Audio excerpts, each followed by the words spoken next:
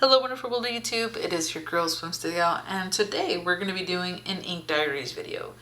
This video is what I would consider quote unquote late because this is going to be the Ink Diaries video that I should have uploaded in June for my ink of the month, but I did not get around to filming it. I don't know why, because the color I chose was stunning. I went with the hot pink. I know you guys saw the color I went with in my June currently inked video. But that's going to be Jacques Herbin's. And I know I'm so sorry about the way I pronounce it, but I don't know why. It just comes out so fancy. But it's the fuchsia color. This pink, you guys, when I saw it launch, I was obsessed. Like when I tell you obsessed, I mean obsessed. The color itself, it's so beautiful. It's such a saturated pink that I had to have in my collection, and I did. I hadn't inked it for the most part. I usually just kind of, stared at its beauty through the glass. But I figured I need to share this ink because it is stunning. I'm going to zoom you guys in, and what I'm going to do this time is I'm going to do a writing sample first. I don't know why. I usually do the swatches first, but then it makes it really hard to do the actual writing.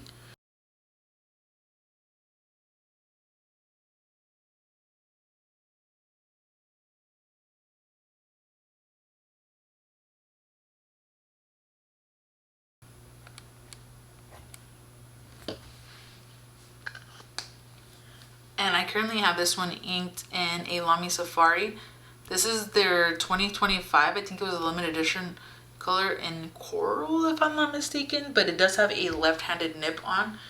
I love writing with those nibs. They're like really nice and juicy. They're a little bit less thick in my humble opinion, or in my experience. They're slightly less thick than the medium, but they are thicker than the fine, so they're like what I guess I would consider to be like Lamy's medium fine. And now we're gonna get into the part we probably all want to watch, which is the swatching. This has like really beautiful like yellow gold shimmer.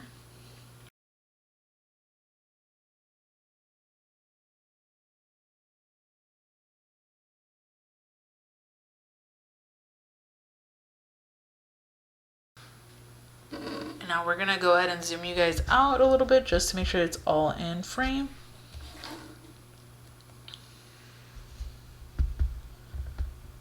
So that I can let it do a time lapse dry.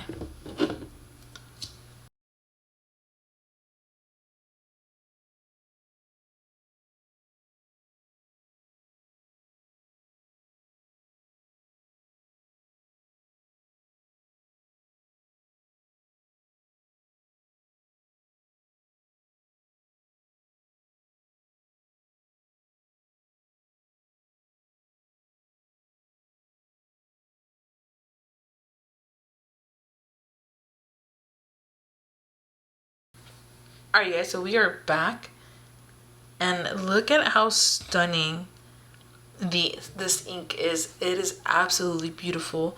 The pigment of the base is so rich.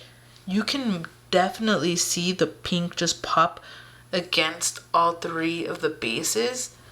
You have a really even show of the base on the Leuchtturm and on the Tomoe River paper.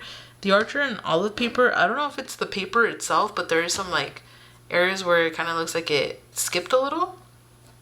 But over here, you can just see how well that ink took in this little section. So I don't know if it's the paper or the way I swatched it, but we do have a little skipping here and a little bit of the skipping there. But if we're going based off of like this initial section of the swatch, absolutely stunning.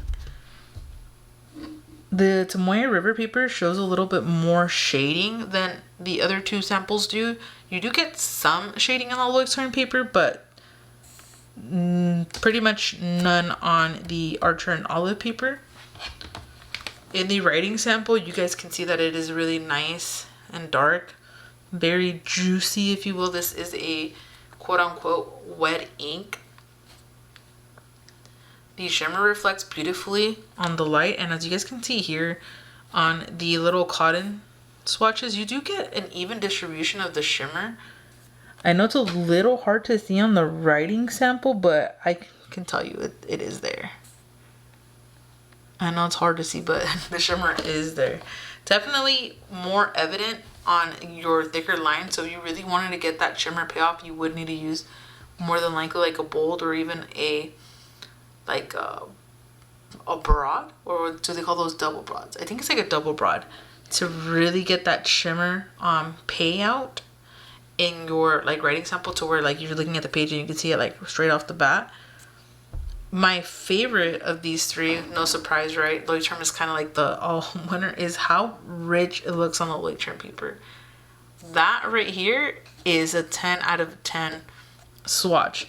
And I think a lot of the times why it looks so great on the Leuchtturm paper is because of the cream base of it. It just really helps some of those colors really show through. I feel like it kind of gives more saturation, or makes the saturation of the color more evident.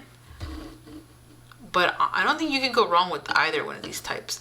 The Archer and Olive, like I said, if we kind of take that off, that's actually a really stunning swatch. Honestly, it would probably be Leuchtturm, Archer, and Olive, and then the Tomoe River paper.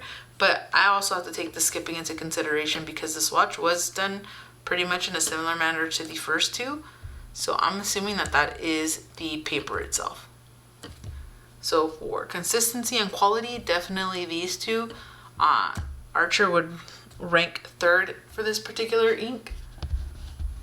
Overall, like I said, it is a very stunning fuchsia color. You cannot go wrong with it. You have a really rich base. The pigmentation is there.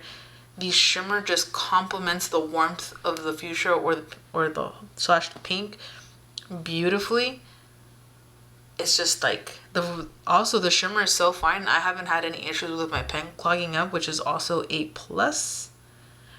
But that is actually going to be it for this video on my end. If you guys enjoyed this video, don't forget to let me know down below if there's any inks you guys would like me to review or do an ink diaries video on. Please comment that down below as well. Other than that, I'll see you guys in the next one. Bye!